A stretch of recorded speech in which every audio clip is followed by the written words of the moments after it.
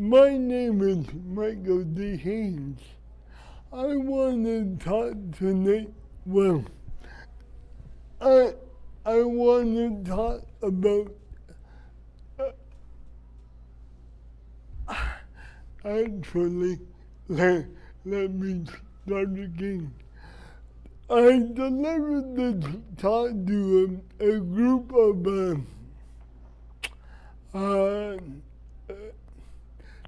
Starbucks store managers back in August of 2019. It really it was a diversity conference held in Vernon. It really I'll let you hear it and then we can talk about the impact it had on the group.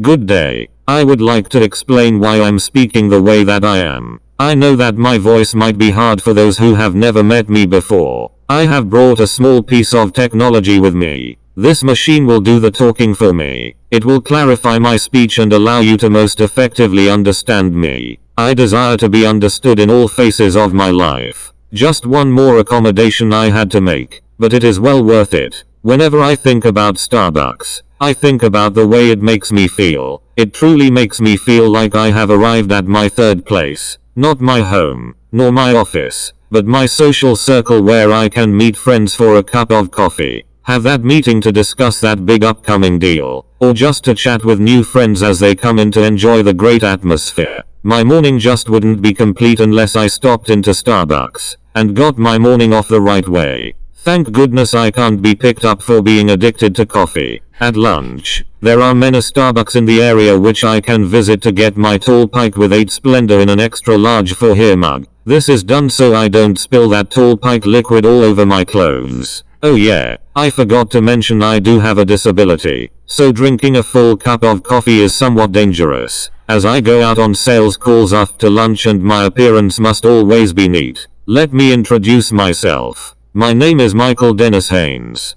Kelowna has been my home and business place for the past 41 years. During that time, here are some of my accomplishments. I have been self-supported through my entrepreneurial endeavors. More details. These range from, I have owned and managed several high-profile businesses. I ran for City Council of Kelowna on 2 occasions and narrowly missed getting into office. I wrote the mortgage broker's exam, BC. Most recently, I conceptualized, wrote, and produced an service ebook, How to Serve the Customer with Disabilities. That brings me to where I am today, but I am always looking and driving forward. So where am I going? I feel like things are developing nicely with my ebook. However, with its growth, it has become clear that in order for it and me to reach our potential, we require an opportunity to team up with, guide, and carry a banner for an industry-leading company creating awareness of the needs of the challenged people in society. Working from the inside out would make so much sense.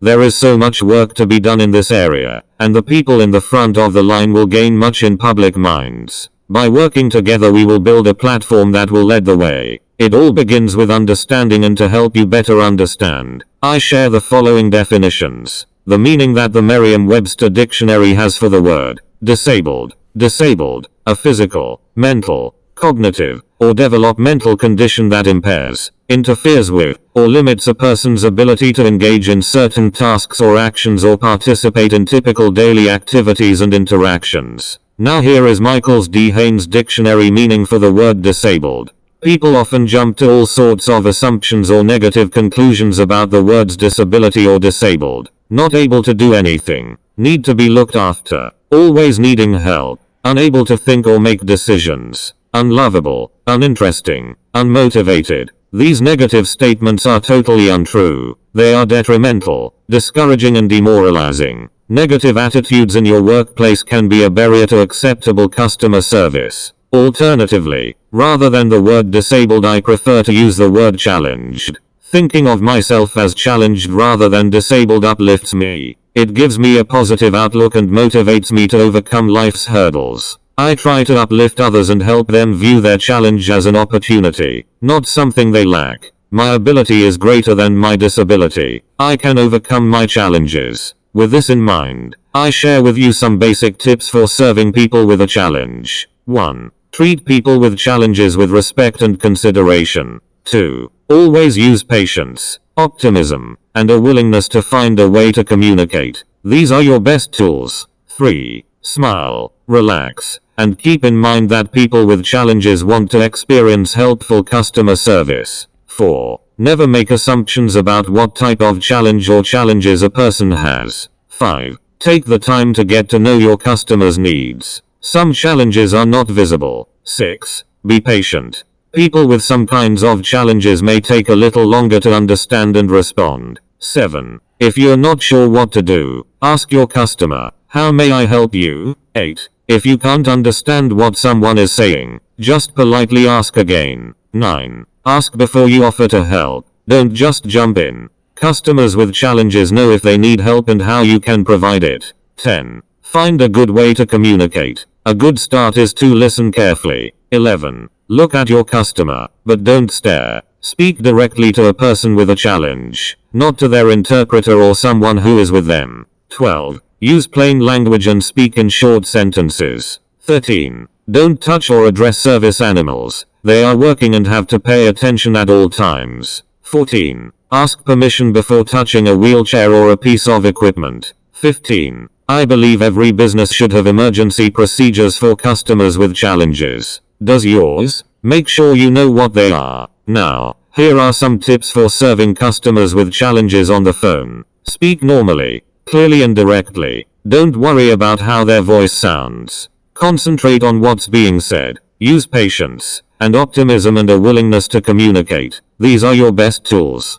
Be patient. Don't interrupt and don't finish your customer's sentences. Give your customer time to explain him herself. Don't try to guess what your customer is saying. If you don't understand, don't pretend. Just ask again. If you're not certain what was said, just repeat or rephrase what you've heard. If a telephone customer is using an interpreter or a TTY line, just speak normally to the customer, not to the interpreter. If your customer has great difficulty communicating, make arrangements to call back when it's convenient to speak with someone else that can be of help. In order to set up a company for challenged customer service success, it is critical that all staff receives in-depth training. Quality control is instituted to assure that the company is consistent in its application. I would like to team up with Starbucks to develop, institute, and maintain a challenged customer awareness and service program that will be industry leading. As your ambassador, I can assure you that you will witness that my ability is truly greater than my disability, and that I can overcome challenges. At this point, I feel it would be good to give you some real life stories that actually happened to me that gives you a feel for where I have been, and where I want to head in the future.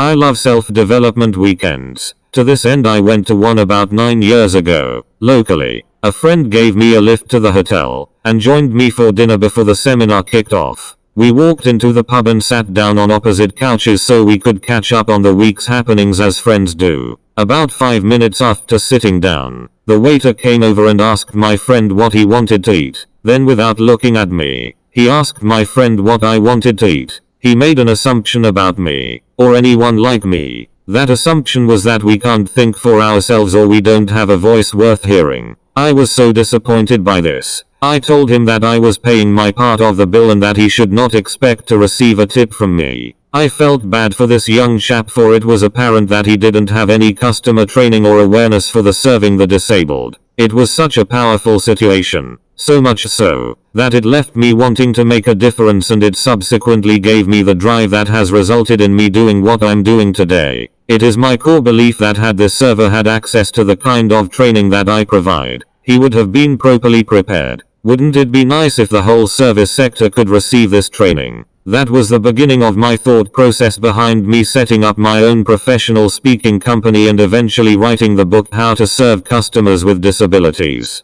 This next story illustrates how great service will bring customers back, time and time again. The people at WestJet and their commitment to the spirit of service motto will always impress me. The customer service aspects of this company are second to none. Whenever I travel, the logistics are not a simple task. My needs are fairly standard for anyone in an electric wheelchair. Let me give you a brief rundown on what a trip might look like. I arrive at an airport in this wheelchair that is powered. Thank goodness. I drag my bags behind me, even though the bags are on wheels. I get up to the check-in clerk where she takes the bag and places it on the carousel, and I am instructed to head to security, where I'm checked over from head to toe by guards, which is great. On the other side I can relax, but only until being beckoned to the gate for pre-boarding. The pre-boarding operation is handled without a flaw. Typically there are 4 or 5 other passengers that get on the plane with me in the pre-boarding stage. At the door of the plane I'm guided to my seat, which is located in the first row. Then the other passengers are allowed onto the aircraft. The crew readies the plane, and then using the company slogan "Let's get this Boeing going," we are off.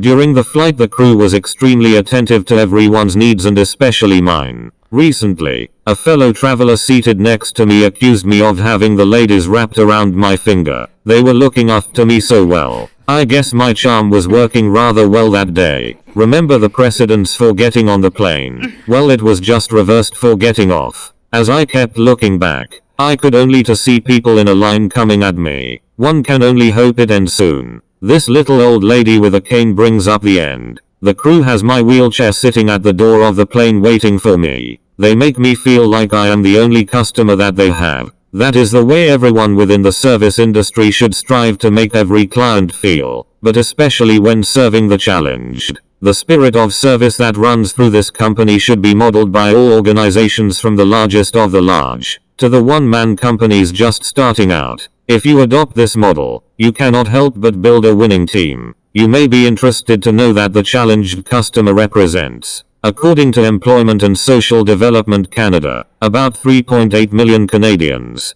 13.7% reported having a disability in 2012. The percentage of people living with disabilities increases with age, with more than 1/4 of the population, 26.3%, reporting disabilities at 65 years of age. As the Canadian population ages, those numbers will only continue to increase. Our friends south of the border are having a similar problem, only on a much bigger scale given their population. The U.S. Census Bureau said about 19% of the American population, some 56.7 million people, reported having a disability in 2010. Based on a broad definition of disability, more than half of them reported their disability was severe. With the onset of more and more debilitating challenges facing society, it is prime time have your staff trained to give these people the service they so richly deserve. My training program helps organizations like Starbucks develop their corporate awareness of how best to serve their clients within this growing population.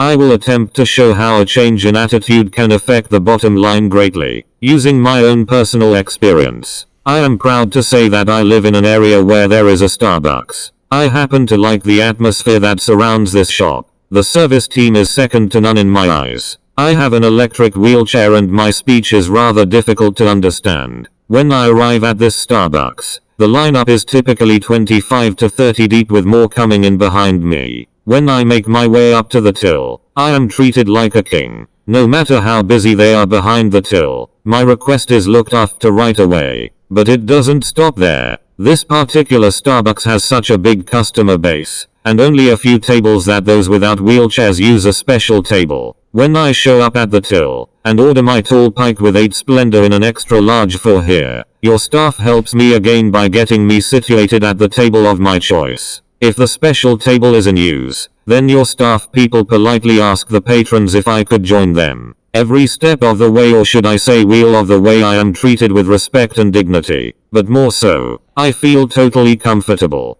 Thank you Starbucks for having such a caring crew. In closing, I have a request for you.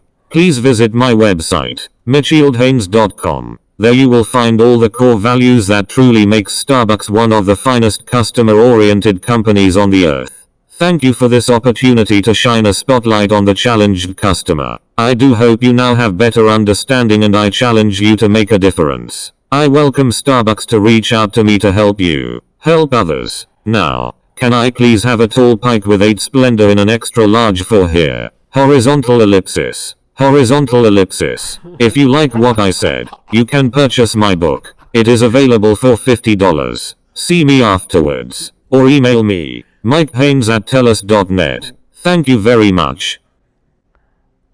Okay. Thank you so much. So we gotta, I will edit that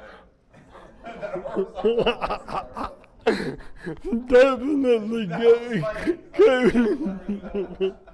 get rid of that horizontal ellipsis.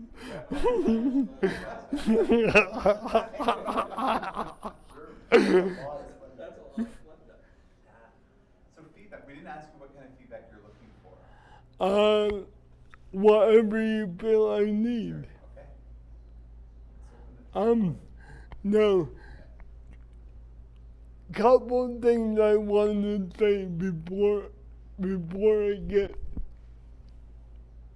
anything from you. When I gave that speech in Berlin on August 7th, there wasn't a dry eye in the house. So, that's it. You passed out onions to everybody? Pardon? Passed out onions to everybody? It was incredible. It was so good.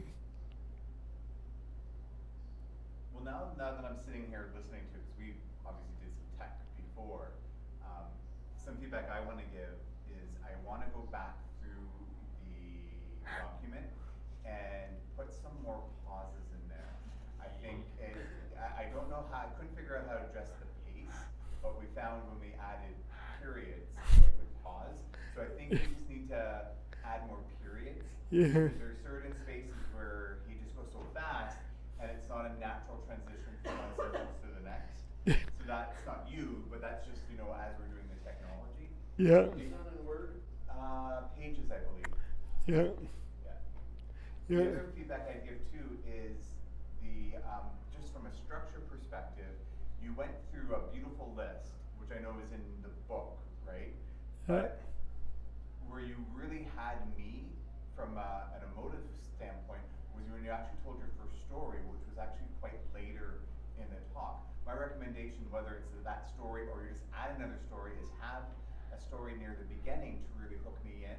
yeah, It was very dry from when I say dry, like it was just very, and again, it's not you, it's the sound, but it was just very fact-based and not Yeah. hitting on the emotion until about, I think, 8 minutes in. okay. Is that, yeah. That no problem. I've lived 57 years, so I can definitely Great stories. yeah. So for me, the presentation was really good, and I love your stories, and I agree, earlier stories would be great. I have a challenge though hearing, like understanding the automated speech, and this might be because English isn't my first language. So what I needed to do to focus and listen and to understand the words is to look down and look somewhere else, which is not a very polite thing because I didn't look at you very often. Yeah. That was not because of you, but that was because my brain cannot follow the speech at that rate any other Yeah. way.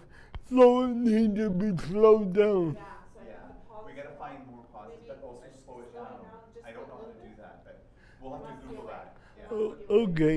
Yeah, so it was interesting because I was watching everybody else because I didn't know where to look. And because it feels a little like you're not part of it actually.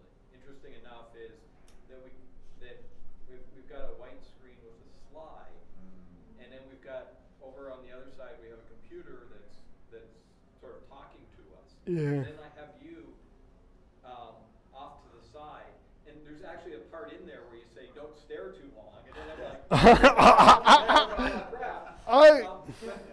But there wasn't anything. It felt a little like, although I know you, and I know what the stories. I've heard the stories. You know, I've talked about the stories.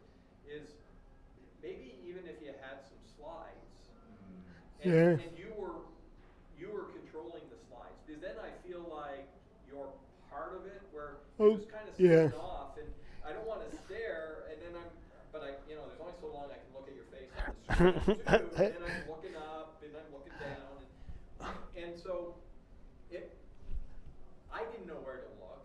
I know. And I was watching you. yeah, and so that was I noticed the same things that Alex and Matt did, which is the pace. It was sometimes tough to Yeah. it kind of jumbled together. Yeah. The other thing I noticed, and this is because I'm a salesperson, is if you're doing this presentation in front of Starbucks, at times it feels like you're trying to sell Starbucks into something bigger. And I'll tell you, that's a mistake for you, because you've got the audience, and if you do a good enough job as you kind of walk them through it, they're buying you. But if it feels a little like a sales pitch, you start to feel a little like, well, am I going to learn anything? Or is it going to be about the services, Mike? Like if you had told the story about the waiter, Yeah. it was more of a pitch for, he would have done better if he had had my training. And so there were a couple spots where I kind of went, and I think if you took those out,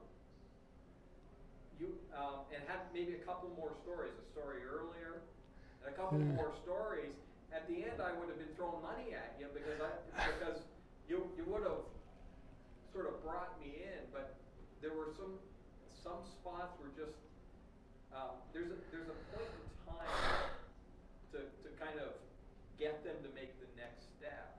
Yeah. But part of your presentation is to get them to realize that we really need to think about this for our own client base and how we deal with things. Yeah. And you're close, and then you slightly went off, and then I kind of went, oh, he's talking about something he offers, or Well, I did that for. I'm going to be putting this on social media. So that wasn't in the pitch for Starbucks. Okay, good, but I think if you put sort of the pitch at the end, right, if you think of moving them sort of with that emotion and everything else. Yeah. Because there was some great stories there, Mike, and I could see why there wasn't a dry eye other than the onions Ray mentioned. I didn't know that, but you kind of had them, and that's where you want to give them, here's the process or the next step towards the end. Yeah. Because I lose it because it kind of happened in a few different spots. Yeah. But it was good. I really enjoyed it. Okay, thank you. Mr. Stonehouse. I regularly use voice to text to voice, so it wasn't a challenge for me to follow. I understood, but as Colin said, as Alexander said, when you're processing the information, it depends on where you draw your information from. I found myself looking down to here so that I could concentrate on the points. And the way that the information comes, it's a data dump. There's no doubt about that. I'm wondering, Matt, when you talk about technology, the technological side of things, I'm wondering if there's a way to add the PowerPoint slides that Colin's talking about, using a chunk of the text in with the particular slide. Yeah. And even recording some of your own voice on specific slides. Yeah. Having you in your own voice, as Colin said, if he had taken my program, having you said that puts you also into the presentation. Yeah. I think that really would have added to it. The one thing I noticed about Mike, at the start with Mike, it's always tough to kind of get that cadence and when he speaks, but it takes about a minute or two, and then you kind of get, okay, now you're actually fairly easy to understand. Yeah. Once you've listened to it You gotta train your brain. It's a like little listening. bit. We have people English second language. When you're speaking to them, you gotta listen. Yeah. There's no problem with that. A couple of other things that I would get rid of that. What was it? What was the last 2 points? Quotation. Yeah, that was Yeah, I didn't know that was gonna play that one. There was some language in there that I challenge anybody. The phrase "little old lady." I would remove that from our language as Yeah. an elderly woman. Because in what it's doing, it's stereotyping, it's taking away from that age group, Yeah. and it's doing what you're telling people not to do about their views about handicaps and challenges. Yeah. I would change that to, because you want to speak to your audience and there's somebody saying, I'm not a little lady. Yeah. That's just Oh. something I'd like to challenge that in everybody's. Okay. That's because you're getting older. Definitely. Okay. Really great feedback here. One of the things I just want to add too is I'd love to see this, to expand on this even more, if you're open to this, where it becomes your own sessions. Right now it's part of Speakers League, right? But I can see this being a standalone presentation I'd love to offer here, open to anybody in customer service, right? Or anyone who manages customer service. I would. And if we moved away from Starbucks, you could use Starbucks as a story, but then make it so it's really about how are you empowering your teams to deliver the exceptional customer service to individuals who might be challenged, right? And the language you use, the specific things that you could then walk away from, and you could have this place packed full with people who would need to hear that message and really empower those leaders. Yeah. I would love it. Yeah, I would love to make that happen, because I'd love to host that here, because I think this is something that, Yeah. you know, Mike, you could charge for that, right? Yeah. I'm into making money. Okay.